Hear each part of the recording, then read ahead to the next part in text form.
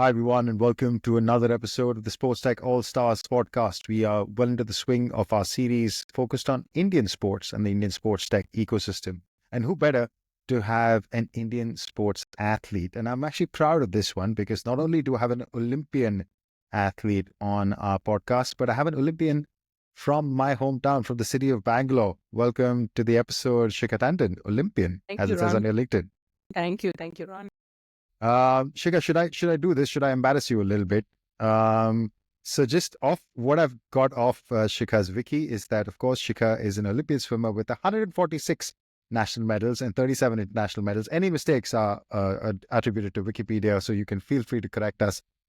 First Olympian to represent India at two Olympic competitions in the 50 and 100 meters. So two separate events, sorry, and not two Olympics. So two events in one Olympics, the 50 and 100 meters in Athens, and Arjuna Awardee, which is the highest honor that can be given to an Indian sports athlete. In 2005, she met the president, has worked in different roles, and right now she is the Chief Resilience and Partnerships Officer at Svexa. Shikha, how did I do with that intro? Perfect. Everything was right. I think if you had read further on Wikipedia, you may not have reached some accurate stuff, but so far so good. So far, so good. So Vicky's doing all right. So where should we start? Should we start with the resilience officer thing? What is that about? I have to ask.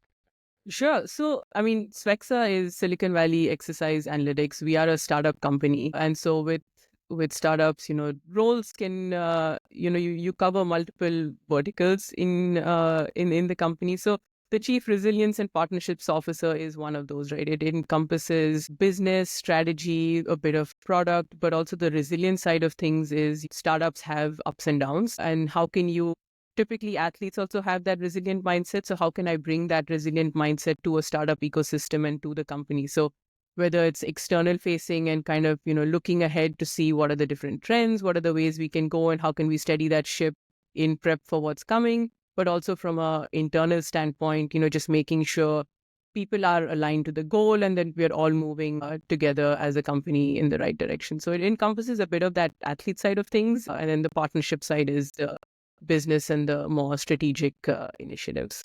Brilliant. So it's a culture thing. Very cool. I haven't heard that term in any organization. So appreciate that Svexa takes it seriously. Also, Svexa as a company I've known for a while, known various people within the organization, but I did not know what it actually stood for till you just explained it. Silicon Valley Exercise and Athletes. So thank you for that little piece of information as well. So maybe before we jump into anything else, you introduced it in one line. Maybe you can expand on it a little bit more on what exactly it is that Svexa does in your context. I know you, before we get to the Indian sports stuff, and I want to really talk about that actually in today's episode, but I also want to give you a chance to speak about Svexa, a company that is doing very interesting things in the world of sports technology. I know you're based in the Valley, but the company is based in Sweden, or it's a Swedish company. So maybe walk me through that. You've been there a few years. So yeah, what exactly do you do? What problems do you solve? And then we'll come to some of the other stuff. Sure. So Svexa is a human performance company. And when I say human performance, I mean all aspects of human performance.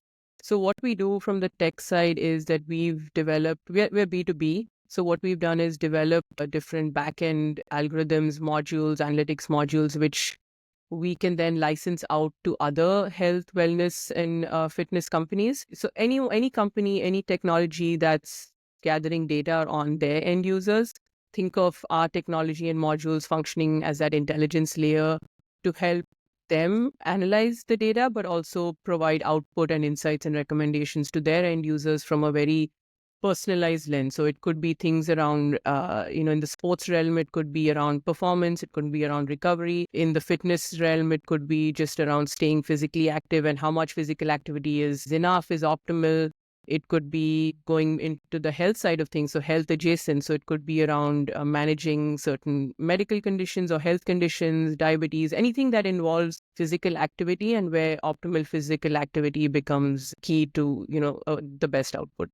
Brilliant. Yeah, and it's a very cool company. Been around for most people who've been in the sports tech and innovation space, a name that you would have likely heard recently also in the news for the acquisition or the merger, whatever you want to call it, with Zone 7, another company that people might be familiar with, which is working in injury prevention. So yeah, a company that is beefing up its offerings, and great to see great people coming together. So because I know you, I know Stina, I know Mikhail, all separately, but yeah, all to see all of you in one spot is great. So Shikha, that is actually not the focus of our conversation today. Our focus today is on Indian sports, and you as an athlete who works, a former athlete. Another Olympian corrected me. I made the mistake of introducing somebody as a former Olympian, and Ricardo Garza is a former Spanish player for the national hockey team, and he said, "No, I'm never a former Olympian. I'm a forever Olympian. I'm a former athlete." So I make that correction now. As a former athlete who's come through the sports ecosystem in India at a difficult time, it's probably not as organized as maybe today yet. How's your journey just coming out of the sports ecosystem into now the tech and innovation space? So let's talk about that transition of working. I mean, we'll talk about your journey as an athlete a little bit, but post Olympics in India and you're now working in the sports tech space. How do you view that transition? How's that been for you? It's been pretty good. And, just kind of thinking back and going back a bit, as an athlete, we're always trained to be in tune with our body. And the same was with me. And that really got me interested in the biosciences. So as I progressed in my career, I got to the elite level. And so I was drug tested a lot. And so then that got me thinking about the anti-doping space and how I can contribute to that. And then having that education in the biosciences was almost that little nudge to think about this as a potential career opportunity. And like you said, right, 25 years ago, I mean, a career in sport was hard to find in India, and let alone a career in anti-doping. So that prompted me to also look towards the US and look for opportunities here, because at the time, this was the biggest place where I could learn from an anti-doping perspective. And so I moved here about 15, a little more than 15 years ago. And for me, it's not so much about just that athlete side of things that shaped the journey, but it was the fact that I had pursued my academics along with the sport. And so for me, that was the biggest enabler when I chose to transition from competitive sport to a more, the professional side of things. Because for athletes, that transition period can be really hard. So having my academics as a platform just, I think, minimized the anxiety a little bit in that period. And so today I work in sports tech, and all the experiences that I've had have also enabled me to think about the end user, think about athletes, empathize with, their own struggles and the journeys that they're going through. And I think that becomes really crucial and integral part of, when we are building stuff, both technology and products, having those people as end users. Yeah, it's an important one. Actually, that's why I wanted to start there, because in that, kind of your post career after transition, because that's always a tricky time, especially when you came out of an economy where sports was not really a thing, or probably not too many post career options for athletes that have performed at highly elite level. I mean, you talk about the Olympics, that's the pinnacle, right? And then you don't have too many options of where to go. So you have to kind of create your own path. So it's amazing that you have. But now looking back, how do you, I mean, obviously technology is pervasive, it's everywhere, but probably not at the time when you were in your athletic career. But any young swimmer, any young athlete today will have a lot of it around them. How do you, I guess, see that tech knowledge transfer to the court being such a completely integral part of the athlete's training regime without being too intrusive as well? Like, so, I mean, as somebody who's providing a solution in that area, how do you draw that balance between, hey, what is too much and what is too little? And that journey of technology playing a bigger and bigger role in that athletic performance of the book. Yeah. So today, I mean, athletes have access to a lot more of everything, right? Compared to 25 years ago, whether it's technology, whether it's data, whether it's funding, resources, opportunities to compete, opportunities to earn, all of it. And just as an example, when I was competing, our entire swim team had access to one Polar heart rate chest strap. And, we would share that for every session. So today, every smartwatch, every wearable device, you're gathering heart rate data and much, much more. And it's only going to get more. So whether the end user knows what to do with it or not, that's, a whole different conversation. But I think technology at its core is really revolutionizing how athletes think about performance, and performance across multiple dimensions. So it's not just about how fast can I be or how high can I jump. So it's from a training perspective, the recovery aspect, the injury, illness, risk management, and also the mental resilience side of things, right? The mental health is a big topic now within sport and performance. So how can technology kind of help move all these forward? And even within the aspects of training and recovery, everything can be tracked, whether you're a junior athlete, whether you're an elite athlete. And so how can you leverage this data? How can you leverage this technology in the most meaningful manner? So I think gone is the time where we go on a one size fits all model for, especially for training, because now everything can be personalized, everything can be customized and customized with context. So it's what's the athlete's physiology? How can you understand that from a deeper level, whether they are, youth all the way to elite, their bodies change, their bodies evolve from a workload perspective, from a goals perspective. So athletes and coaches are beginning to think about how can we train smarter versus just putting in those hours. And now they can make more data-driven decisions, evidence-based decisions versus just relying on, earlier it used to be just the coach's intuition and experience, right? And so, like you said, there is a fine balance between all of this. So the goal really here is to augment the work of the coach, augment the work of the athlete, and nudge them along in an optimal way that is, relevant for them and their goals. Whether you're a recreational athlete, you're not trying to win an Olympic medal, but how can I still make sure that you are not getting injured as you go out to your, perform your recreational activities? And even from a youth perspective, how can we make sure that you stay in the sport injury-free, enjoying it as much as you can, so that from a career perspective, we can leverage this data and technology to keep you there long enough to actually make it to achieving what you want to achieve. So, and this shift, what I'm seeing and what we're all seeing is it's not just for elite athletes, like I said, right? This shift is also democratizing this high performance training and making it more accessible to everybody that wants it. Svexa perspective, we have modules and algorithms that can mimic certain philosophies of coaches. So when you think about training in India as an example, for swimming, Bangalore used to be the hotbed for the best coaches, and the rest of the country, was slightly behind. What if today you can leverage that our technology to scale that philosophy of these really good coaches? So now everyone in the country has access to that level of thinking, that level of training. Then from a skill acquisition standpoint, how can we again leverage that to democratize training, democratize development, but also use that potentially from a fan engagement standpoint, right? So how can our fans who love playing soccer, want to improve their game, not just watch their athletes, how can they leverage some of these skill development technologies to just get better, so that when they go out there on the weekend, instead of going to YouTube and trying to figure out something, they have something that is working with them and working alongside them. So I think these are the ways where we can find that balance. And I think the key to all of this is really how can we work with you versus, just throwing all this tech and data at you. You beautifully articulated that there are so many touch points across the journey of the athlete, right? And I always say, I think the stakes are so much higher now in terms of the money that is available, that is on the table. Charles Barkley, famous NBA Hall of Famer, keeps joking about, if I was playing today, I'd be going to the game in a spaceship, because he'd probably be making that kind of money. And conversely, you don't have to be an elite athlete to only make money. You look at what collegiate athletics has opened up with the NIL in the US. Like you could go have a decent career as a D1 athlete, make a few $1 million, and maybe never have to go to the pros. And like, you might not be good enough, you could be good enough to go at this level already and already have a good living of sports at a very young age. So I think the stakes are higher. So all of these things coming together is such an interesting moment. I want to switch tracks to India and your experience there, and how your view is on the sports tech market at this moment, the level of maturity, which, from your perspective, how do you view the Indian sports tech market?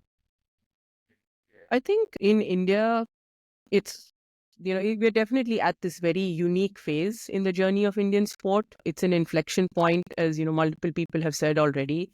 And the minute they bid for the 2036 Olympics, I think that has ignited a spark. And you can see that in conversations, especially around sport. And I've never seen this buzz around the topic before, right? So for me, that is something that is personally very, very exciting. And that also opens up a lot of opportunities.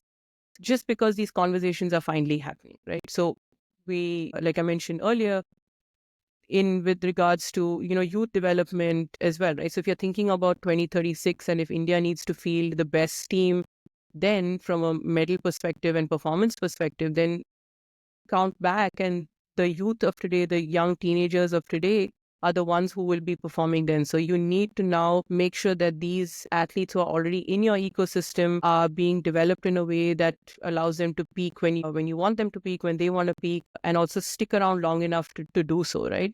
And so I feel like that is definitely one of the bigger opportunities today in India, where we're thinking about youth development in a way very differently than we have in the past. And typically, data technology was always reserved for elite. Today, that's coming into the youth ecosystem as well. And so, unlike traditional, sporting countries and powerhouses, India has traditionally lacked a very structured or a data-driven talent ID approach. And so, I think tech today can play a pretty crucial role in bridging that gap and, allowing federations, academies, just real-time access to this talent pool and help nurture them from a very early stage all the way to that elite stage. So that's one aspect that I think is, really bubbling up and a need in the Indian ecosystem. But also, again, adjacent to that is your fans, right? You have the athletes who are performing, the athletes that are, showcasing their talents, but also you've got this major fan pool that can now be engaged and tapped into, not just from a content viewership standpoint, but how can we make things more interactive with that fan? So I think there's an opportunity for, just innovations around insights, experiences, gamification. And I think these can help create those, deeper connections between the fan and the athletes, because when you're a fan and you're engaging, chances are you will also participate, whether recreationally or just from a physical activity standpoint. And we've also seen, right, when parents compete in a sport or play a sport, it kind of trickles down into the rest of the family. When the moms play a sport, it trickles down into the rest of the family. So I think if we can create those connections, that could have impact in a larger sense of just physical activity. And then when we think about physical activity, the third place where I feel there is definitely opportunity and need is really extending sport and physical activity towards this health movement that we're also seeing, coming up. And I think sports can inspire a big aspect of this movement. So when we look at fans, they look at their sporting heroes. I think if we tie all these three into health initiatives, it could be simple things like getting up and walking. It could be, managing health conditions and the importance of managing health conditions. Like I said earlier, it could be around skill acquisition. Like, hey, I want to train like my, like my sporting hero, or I want to train as though I was being coached by the coach of my favorite team. And I think if we can tie all of these together along with the whole, apparel and footwear conversations also that are now happening, where build in India and export to the world. And I think all of these can kickstart that health focus activities for general population as well. So I'd see these three things kind of all tying into each other. And again, I mean, as an example, my parents played pickleball this week for the first time. And so I think they loved it. And so that sport having a role in keeping people mentally alert, physically active and agile, I think that's like the bigger play. And I think sports is a really great enabler of all of these movements. Great place to end that answer. I think that I had Nandan Kamath. If somebody hasn't caught that episode, please do. Who's a sports lawyer, is involved in the sports ecosystem in India in various ways. And he was talking about the awareness. They did a report, and he was talking about the awareness of general fitness in India. Of course, I mean, from a global perspective, it's gone up so much. But in India especially, and when you have different ages that this awareness is going in, and the benefits of sport, of course, is tremendous. We don't have to make that case, I think, clearly not to this, between us and probably not to this audience as well of the podcast. But I think the first point that you made is a crucial one, that the time frame that we're looking at for that 2036 bid that, is coming, and the announcement of the signal of interest has been made, that's 11 years from now. So if you're a 20-year-old competing at the Olympics, which is fairly, it's not uncommon to be at that age, and like, especially in certain sports, it is probably you're old as well, gymnastics, etc. Look at that age group that you're looking at. You're looking at the 10, 11-year-olds right now, and probably even younger potentially as you want to keep growing. So, I mean, that time frame is that's a good decade you've got to invest in various things, not just the infrastructure, not just the athletes, but as you mentioned it towards the end, the surrounding ecosystem as well. But segue to the challenges. What are the biggest problems? What are the barriers here to delivering, forget a successful Olympics or not, but just creating an ecosystem or a culture of being more sports forward, I say, in India? From your perspective, what are the big challenges of achieving that? I think one of the challenges is definitely around just adoption, right? Adoption of this tech, adoption of new ways of doing things. And so today, while we might have the right intention, we might have organizations that are looking at implementing certain things, but their conversations internally might be around budget constraints, lack of infrastructure, lack of access to data, lack of access to willingness to gather that data. It could be even from, the coaching side of things. And you have to have buy-in from all different stakeholders, right, when you're trying to implement something. So resistance to change from coaches, especially when this whole talk about AI taking jobs. So you have to understand it from the coach's perspective also, right? So they may want to continue doing things the way they have always done just because they might feel a bit insecure with this technology. So I think the key really here is, and the challenge is to how quickly can you educate all these different stakeholders on the merits of technology, but also showcasing to them that it's here to augment their work. And that's where the true benefit lies, right? And then from a data standpoint, there has to be policies in place where not just for the athlete, like where is my data going, who's going to use it, how are they going to use it, but also from a safety standpoint also. So, and that there has to be a certain level of trust between all these stakeholders when you're implementing this technology. So I think that's going to be one of the bigger challenges as well. And I think from an India standpoint also, like you said, that time frame is just a decade and little more. So also, really doubling down on what is important, what is going to really push the needle. I think we need to focus because there's a lot that can be done, but what are the 2, 3, 4 different key elements that is really going to move us forward in those 10 years? I think if we can focus on those, that will definitely go a long way. I think we talked a lot about the general, let's say, yeah, technology is needed, we need change of culture. Can you highlight a couple of specific areas, maybe from your perspective, which can drive that, which can be the forefront? Like, for example, fantasy has been these breakout segment, for example, in Indian sports tech. And this is not new. It happens everywhere in the world, including in the US. Fantasies, which eventually turns into betting, but leads with fantasy, has been the breakout segment in the US, in Brazil, in Europe also from a certain perspective. So it's the first consumer driver, let's say, of sports tech adoption. From your perspective, what is the next wave, either B2C or consumer or business facing? What is the next wave of, hey, that topic can be the next driver of sports technology adoption or just as sports tech market growth in India? I think it's a combination of a few things, right? Today, we see from an Indian market perspective, there's just a lot of really cool and interesting technology coming out of India from the fan engagement, broadcasting, and content side of things, and also from the on-field game analytics side of things. So I feel if we can somehow combine all of these different verticals, because even within sport, right, you had fan engagement as a separate topic, you had data and analytics as a different topic, you had events and operations functioning separately. And today we're seeing all of these 3, 4 different verticals interacting with each other, influencing each other.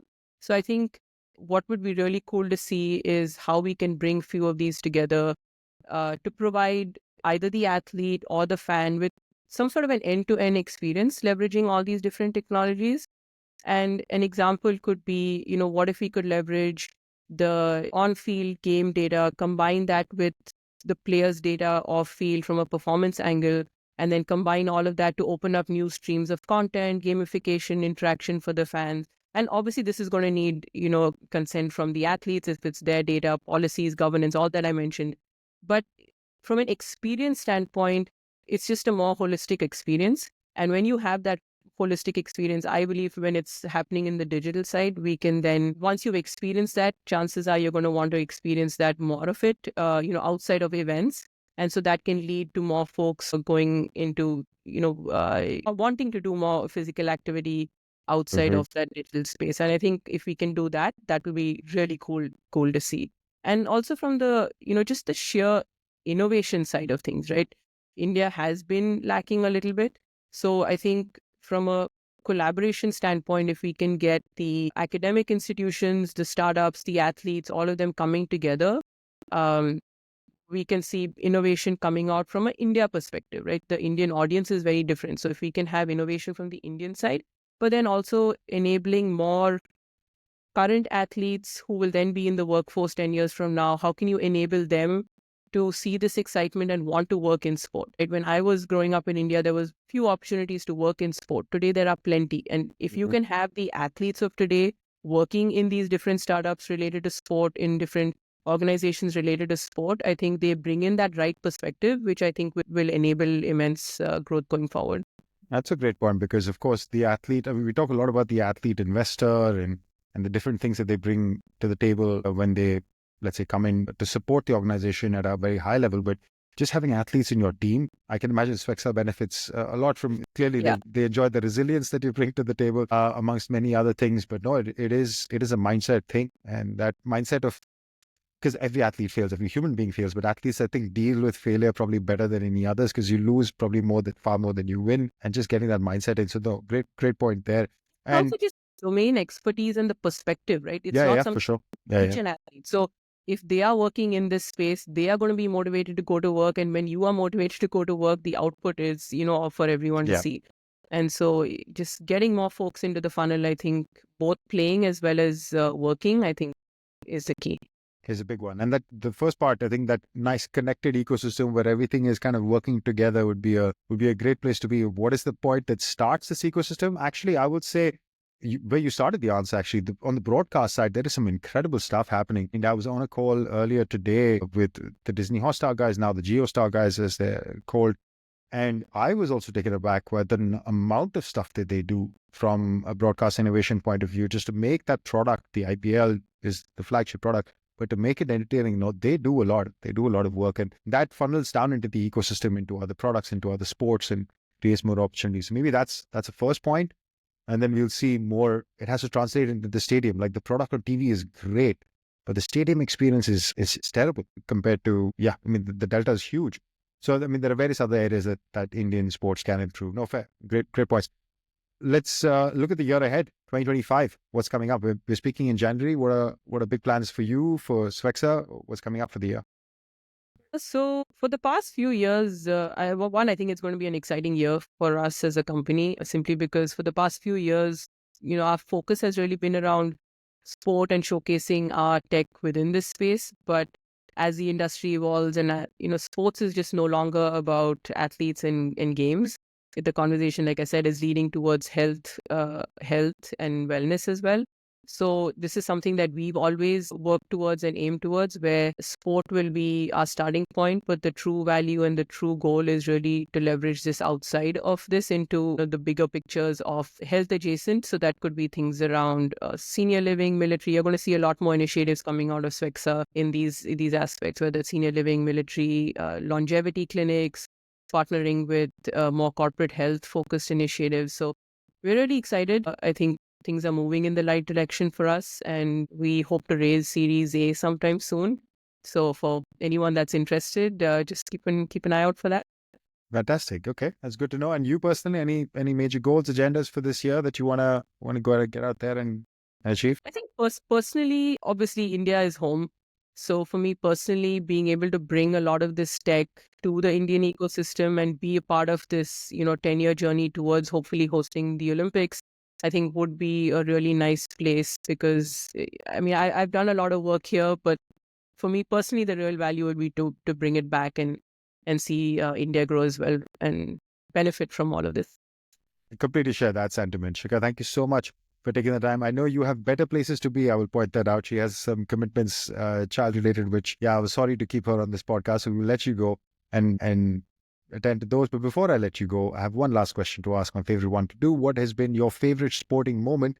And for this, I'd ask you, maybe as a fan, you can share one, but definitely one from your career. What was the pinnacle for you? I think pinnacle was definitely being at the Olympics. It's like no other, and every Olympian will tell you the same thing, right? It's just something you can't know till you're actually there and experience it firsthand. So for me personally, that was my favorite moment, and it was also just a culmination of everything and all the effort gone in by a lot of people to be that way, to be at that games. But also from a fan perspective, I think it was this past Paris Olympics.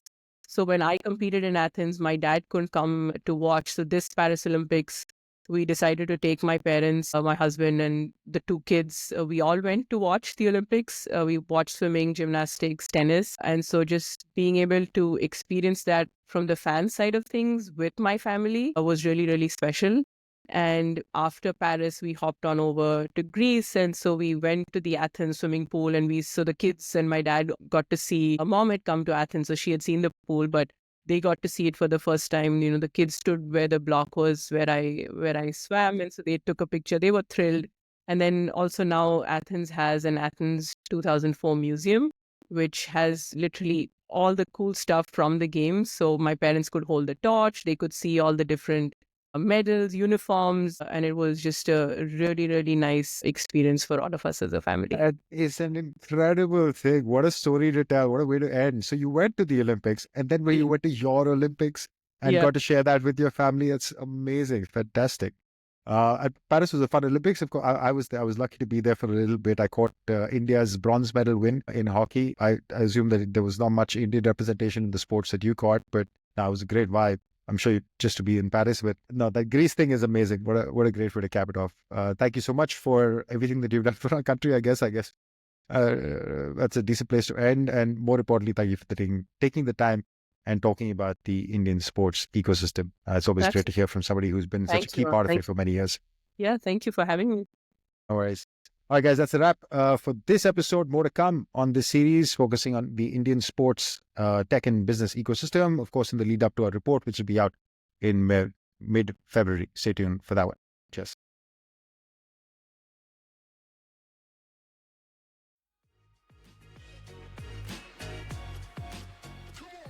Thanks for listening to the Sports Tech Allstars Podcast with Rohan Malhotra.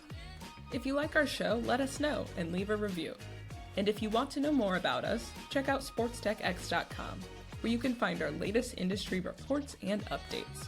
For a deeper dive into all things sports tech, check out our comprehensive database, Sports Tech DB, at sportstechdb.com.